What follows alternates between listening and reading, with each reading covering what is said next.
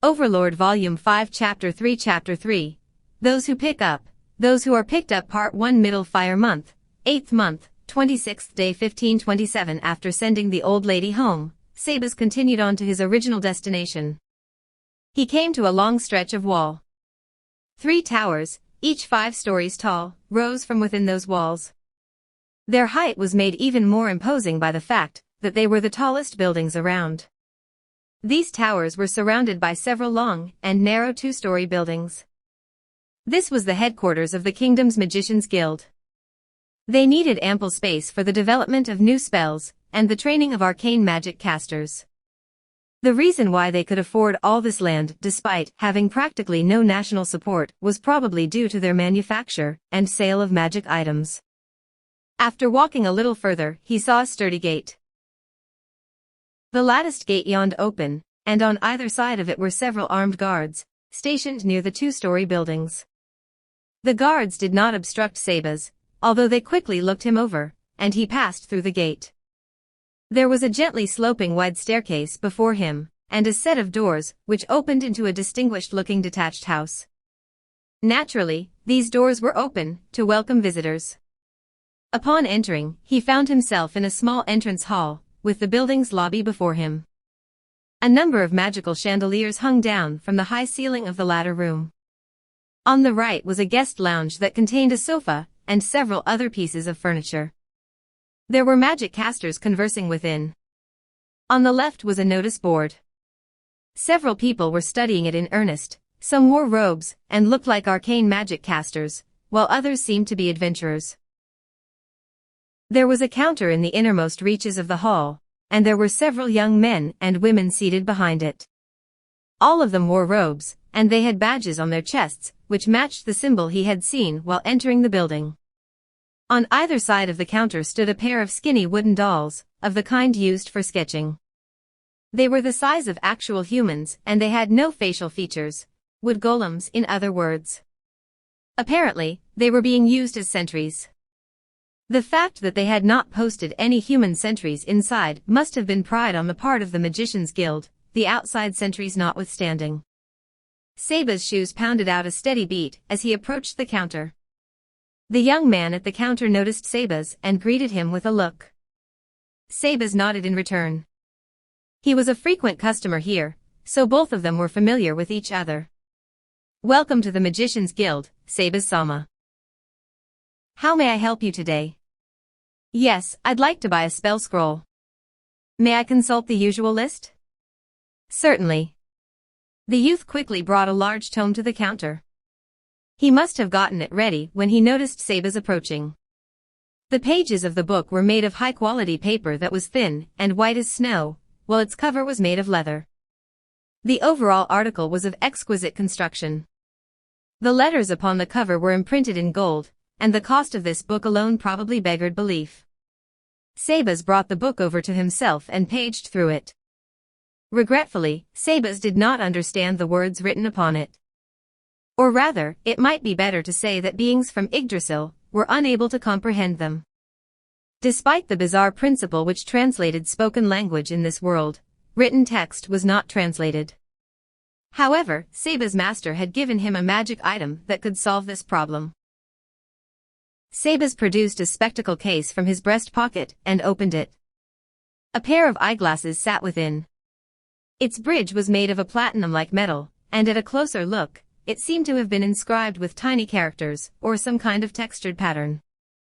The lenses themselves had been ground out of a crystal that resembled blue ice. By putting these glasses on, he could understand written text through the power of magic.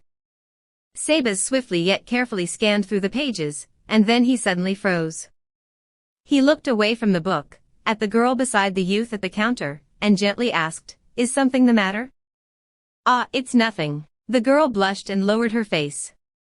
"I just thought you looked very handsome." "Thank you very much." Sabas smiled, and the girl's face flushed even redder. Sabas, the white-haired gentleman, was a person who could mesmerize others on sight. He was good-looking, but the way he carried himself was even more striking. When he walked on the streets, 9 out of 10 women, regardless of age, would turn to take a second look at him. It was no wonder that the counter girls found themselves entranced by him, and it was also a common occurrence. Sabas found that understandable, and then turned his eyes back to the tome. He stopped at a certain page, and asked the youth, "Could you tell me about this spell? Floating board, I believe it is called?" "Certainly." The young man began his spiel. Floating board is a first-tier spell which creates a translucent floating platform. The size and carrying capacity of the platform varies with the caster's magical power. However, when cast from a scroll, it is limited to a surface of 1 square meter, and can carry a maximum of 50 kilograms. The created board moves behind the caster, and can be a maximum of 5 meters away from him. Since the floating board can only follow behind the caster, it cannot be made to move in front of the caster.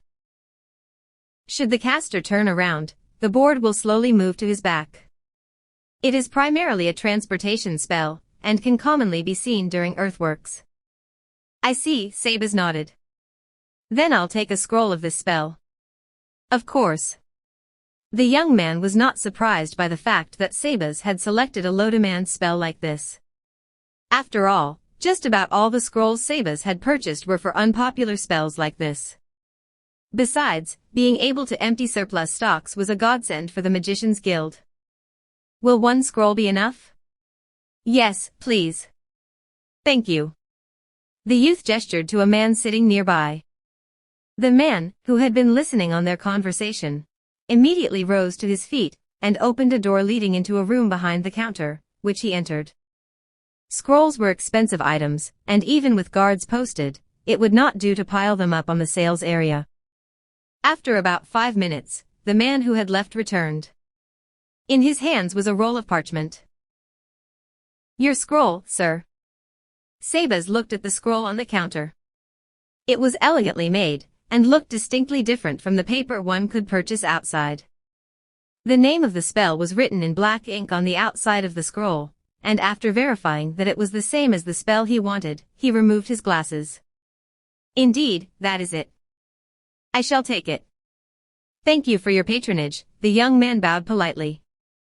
"As this is a first-tier spell scroll, that will be 1 gold and 10 silver coins.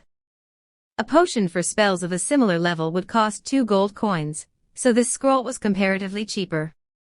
That was because under normal circumstances, spell scrolls could only be used by magic casters of the same tradition. Thus, it only made sense that potions would be more expensive, given that they could be used by anyone.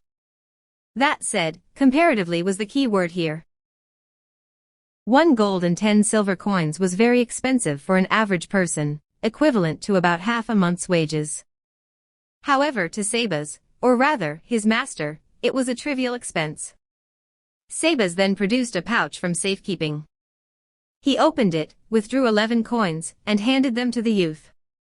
"I have received the correct amount." The young man did not test the money's authenticity in front of Sabas. Their transactions thus far had earned Sabas that much trust. Diamond suit, diamond suit, diamond suit, that old man's really handsome.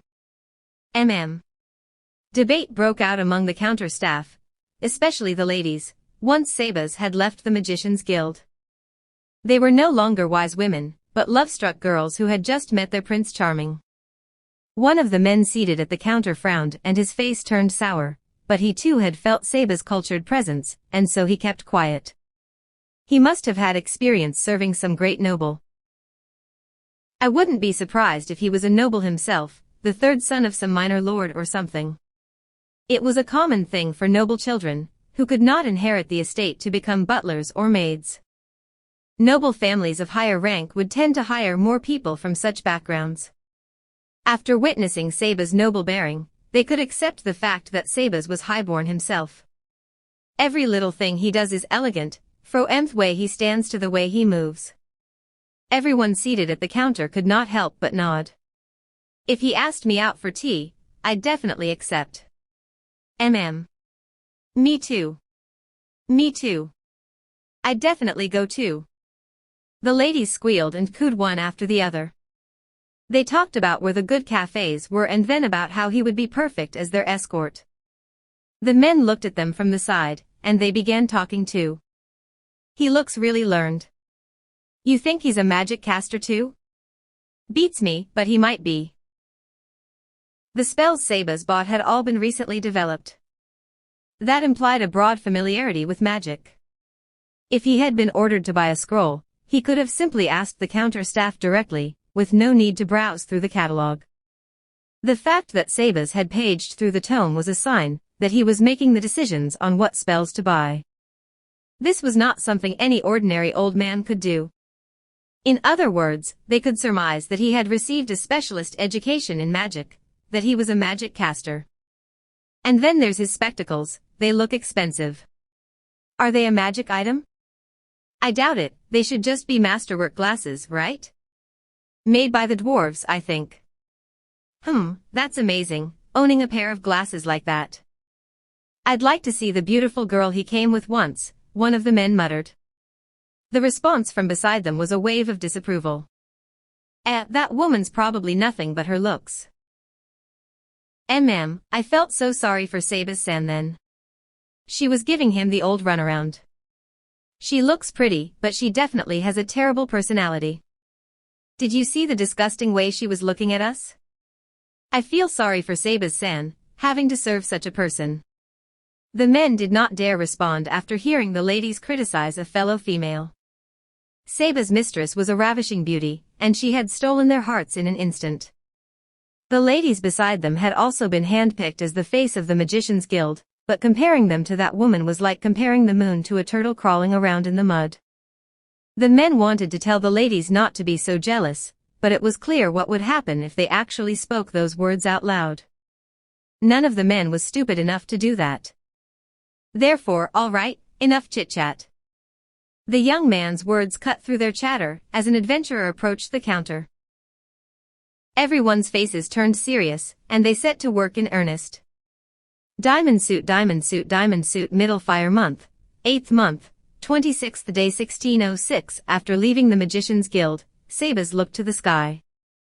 Sending the old lady home had made him go over his planned time, and the sky was slowly turning a madder red. After glancing at the watch he had taken out of his breast pocket, he knew that it was time to return home. However, the day's business had not been finished yet. Since those matters could be delayed until tomorrow, should he not do so? Or should he stick to the plan and finish up his agenda by today, even though it would cause him to go into overtime? He only hesitated for a moment. The matter of the old lady was his own decision. Thus, he ought to fulfill his tasks. Shadow Demon. A seething presence emerged from Seba's shadow. Inform solution, I will be a little late. That is all. There was no response, but the presence began moving. It flitted from shadow to shadow and gradually drew away. All right, Seba's muttered and began moving. He had no destination in mind. Seba's was going to fully familiarize himself with the layout of the royal capital. His master had not ordered him to do so. He had simply chosen to move independently as part of his intelligence-gathering duties. Then, I shall head over there today. After muttering to himself and grooming his beard, Seba's twirled the scroll he was holding in one hand. He looked like a delighted child as he did so. He headed ever forward, drawing away from the central district of the royal capital, where it was still safe. After turning several corners, the alleys started to feel dirtier, and a faint stench lingered on the air, the stench of fresh garbage and other wastes. It felt as though it would physically stain his clothes, and Seba's walked on in silence. He suddenly stopped in his tracks and surveyed his surroundings. It would seem he had entered a very secluded back alley, so cramped that people would have to squeeze past each other in passing. It was hard to move through these narrow alleys, where the light of the setting sun was blocked by the tall buildings all around and the footing was atrocious. However, it posed no obstacle to Seba's. He walked on in silence and concealing his presence, as though he had melted into the shadows. Seba's turned several more corners as he headed towards an even more sparsely populated region, and then his confident, unhesitating stride suddenly ground to a halt. His aimless wanderings had brought him here, and he realized that he had come a long way from his home base. Seba's instincts had largely grasped his location, and he mentally traced the route from his home base to this place. Given Seba's physical attributes, he could have covered the distance in a straight line. It would take quite a while for him if he had to walk normally. Now that night was looming, it was probably time to go back. He was not concerned about the safety of Solution, with whom he lived. Even if a powerful enemy appeared, Solution still had a monster in her shadow, much like Sabas had. She ought to be able to buy time to retreat by using it as a meat shield. That said, should I go back? In all honesty, he wanted to continue walking, but wasting time on an activity, which was half leisure, would not be permitted. Still, even if he was to return home, he could at least see what was in front of him. He continued walking through the narrow alleys. As Sabas forged silently ahead in the darkness, he saw a heavy steel door in front of him, about 15 meters away, suddenly creaked to life as it opened and light leaked out from within. Sabas stopped and watched silently. Once the door had fully opened, someone poked their head out. The backlighting only allowed Sabas to see his silhouette, but the person was probably a man. Said man looked around, but he did not notice Sabas, and shrank back inside. There was a thump as a large sack hit the ground outside.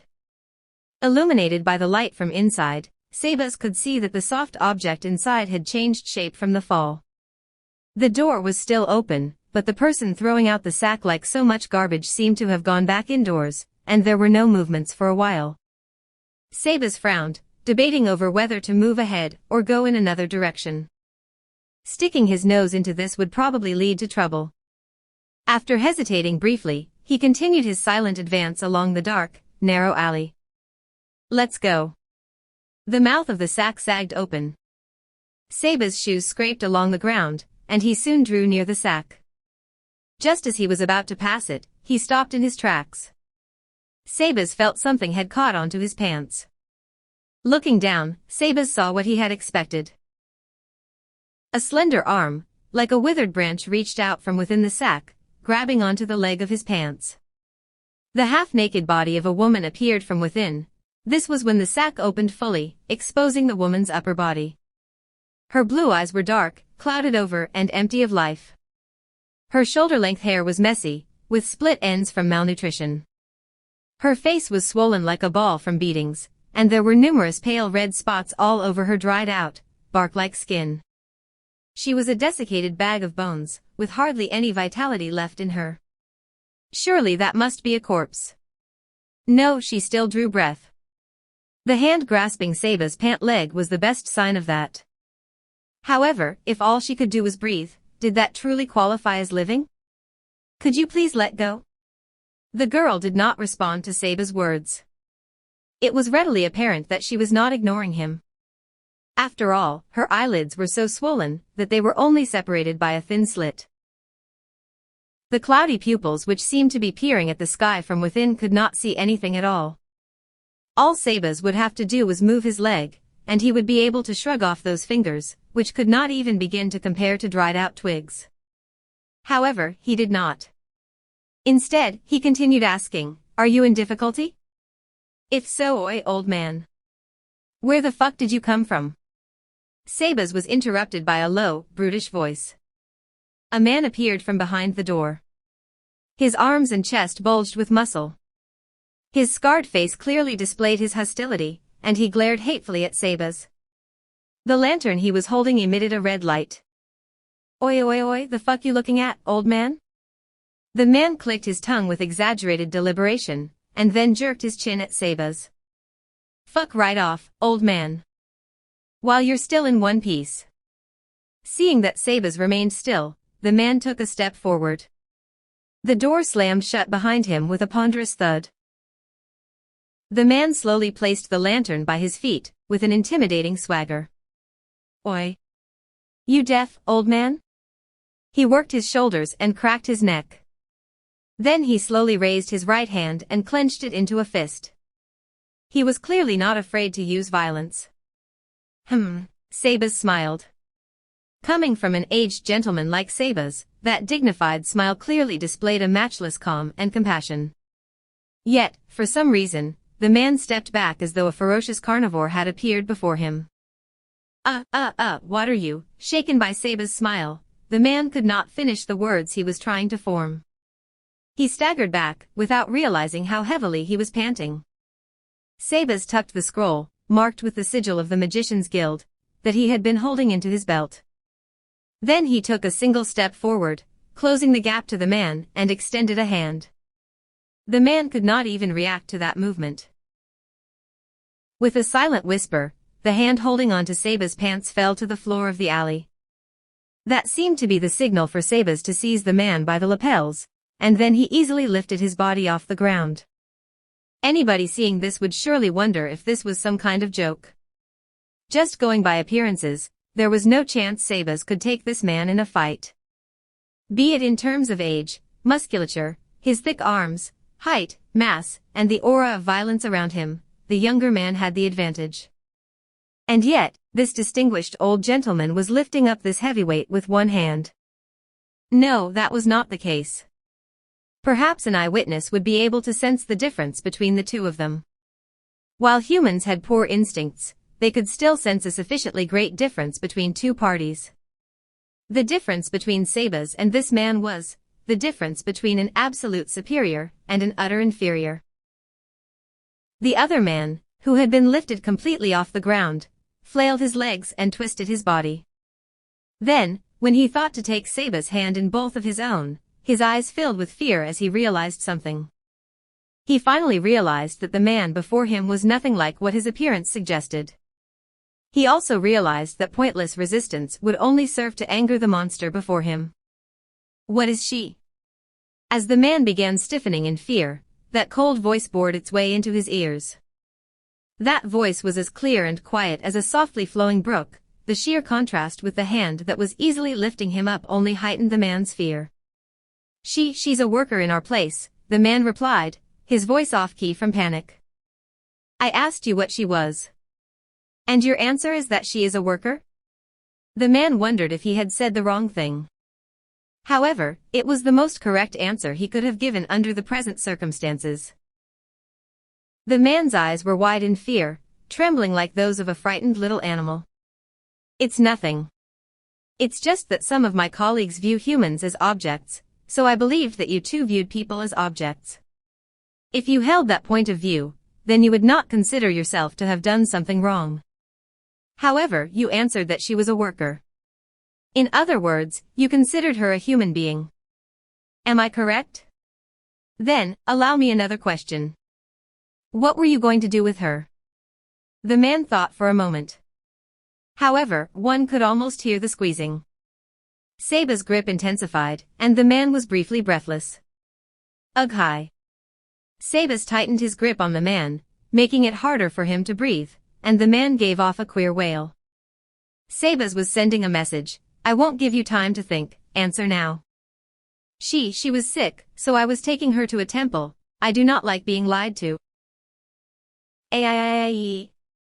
Sabas' grip grew even stronger, and the man's face flushed red as a cry leaked out of his throat. However generous he might have been by discounting the fact that he had put someone into a sack for transport, the man's actions of dumping said sack into an alley did not feel like he was taking a sick person to the temple for treatment. It was just like disposing of rubbish. Please, stop. The man was having trouble breathing. He thrashed wildly as he realized the mortal danger he was in. Sabas casually blocked the fist headed at his face with one hand. The flailing legs hit Sabas' body and dirted his clothes, but Sabas was as stoic as the mountains. But of course. How could a mere human's legs move a massive slab of iron? Even after taking a square hit, Sabas simply dusted himself off and nonchalantly said, I advise you to tell the truth. Gah, the man was unable to breathe, and Sabas narrowed his eyes at the man's crimson face. He let go of the man just before he had passed out. With a great thump, the man fell to the alley floor. Jigawarg. The man expelled the last dregs of air within himself as a gasped cry, and then greedily drank in the fresh air in big gulps. Sabas continued looking down on him in silence. Then he reached out for his throat again. Wait, please, wait. Having personally experienced the terrors of oxygen deprivation, the man scrambled away from Sabas' hand. That's right. I was taking her to the temple. Is he still lying? To think his will is so strong. Sabas had thought that the man would immediately come clean out of fear for his life. However, the man might have been afraid, but he did not look like he was going to talk right away. In other words, the danger of letting that information slip was on par with Sabas' intimidation. Sabas considered if he should change his plan of attack. This was enemy territory. The fact that the man had not cried out to whoever was behind the door for help indicated that he did not expect someone to rescue him immediately. That said, staying here for too long would only lead to more trouble. His master had not ordered him to cause trouble. His orders were to blend into society and covertly gather intelligence. If you're taking her to the temple, then allow me to do so. I will guarantee her safety. The man gulped and his eyes quivered. Then he frantically tried to cobble an excuse together. There's no guarantee you'll really take her there. Then you can come with me. I'm busy now, so I can't go. I'll take her later. The man seemed to have sensed something from Sabas' expression, and he hurriedly continued, she belongs to us by law. If you step in, you'll be breaking the country's laws. And if you dare take her away, that'll be kidnapping. Sabas froze, and frowned for the first time. The man had played on his greatest weakness. While his master had said that he could take overt action when the situation called for it, that was only when he was playing the role of a butler caring for his mistress. Breaking the law would lead to an investigation, and possibly even lead to their disguise being pierced. In other words, doing so might lead to major and obvious repercussions, which his master would not smile upon. Sabas did not think this brute of a man was very learned, but his voice was filled with confidence. In other words, someone must have taught him a little about the law. That being the case, there might be some factual basis to his declaration. Since there were no witnesses, the answer was simple, violence. He would simply become another corpse here with a broken neck. However, that was a last resort, something he could only do in direct service to his master's goals. He could not raise his hand to strike for a girl he had encountered by chance. That said, was it right to just abandon this woman? As Sabas hesitated, the man's crude laughter filled him with anger. Oh faithful butler Sama, are you really going to deceive your master and cause trouble? For the first time, Sabas' brow knitted in visible frustration as he took in the man's mirthful expression. Perhaps the man had grasped his weakness from that display of his. I don't know which noble you serve, but won't you cause trouble for your master if things get blown up? And who knows, your master might have ties with our establishment. Not afraid of being scolded? Do you really think my master could not resolve a matter of this magnitude? Rules exist to be broken by the strong, no? That seemed to have gotten through to the man, and fear flashed across his face for a moment. However, he recovered his confidence almost immediately. Why don't you give it a try then? Humph. Sabas' bluff had not worked on the man. He must have some kind of powerful backing. Judging that this approach was not effective, Sabas decided to change tack. I see. Indeed, it would be quite troublesome in a legal sense. However, there is also a law which states that if someone asks for help, one can render said help without fear of legal consequences. I was merely acting in accordance with that law. For starters, she is currently unconscious, so she ought to be taken to the temple for treatment. Am I wrong?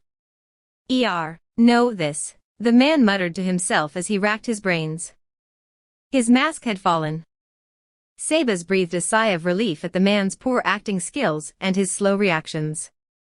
Sabas had just told a whopper of a lie. Since his opposition had decided to try and use the law against him, Sabas had in turn thrown a wall of legal mumbo-jumbo back his way. If the man had continued to argue using the law, even if he was only lying, Sabas and his inadequate grasp of the kingdom's laws would not have had an answer for him. However, the man did not understand the law, and was only parroting what he had heard, so he could not see through Sabas' lies. In addition, his lack of legal knowledge meant that he had no response when someone else used the law to argue against him.